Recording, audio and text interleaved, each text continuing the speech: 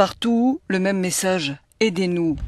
12 jours après le passage du typhon Haiyan sur les Philippines, l'aide commence à s'organiser. Mais survivants et secouristes savent combien la route pour reconstruire sera difficile. Dans ce paysage de désolation, la plupart manquent encore de tout et le défi logistique pour parvenir aux régions les plus reculées est immense.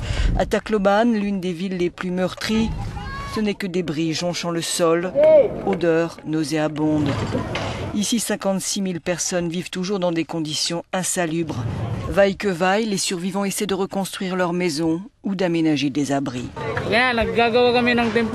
Nous construisons un abri provisoire, dit cet homme, parce que nous n'avons plus de maison où aller. Les autorités ont demandé aux gens de quitter le centre de congrès où ils sont hébergés pour faire un peu de ménage et notre maison a été emportée. Comme lui, près de 2 millions de survivants sont privés de toit, selon l'ONU, qui estime que 13 millions de personnes ont été affectées par le typhon. Trier, reconstruire, chercher ses morts. À Tacloban, l'électricité n'a toujours pas été rétablie, mais les centres de distribution d'eau et de colis alimentaires sont opérationnels. Et l'on fait la queue pour trouver à manger, des produits dont les prix ont doublé. Pourtant, compte tenu de l'ampleur des dégâts et des difficultés à atteindre les sinistrés, 2,5 millions de personnes pourraient toujours avoir besoin d'une aide alimentaire d'urgence, selon le PAM, le Programme alimentaire mondial.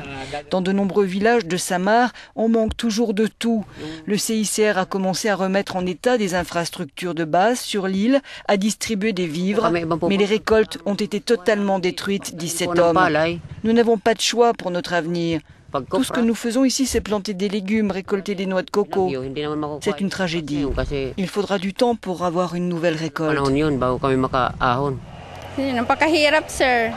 C'est vraiment trop dur. Nous n'avons plus de toit, plus de vêtements, pas de nourriture ou presque, dit cette femme. C'est tout simplement trop. Le bilan de la catastrophe fourni par le gouvernement ce lundi était de 3 976 morts et 1 598 disparus.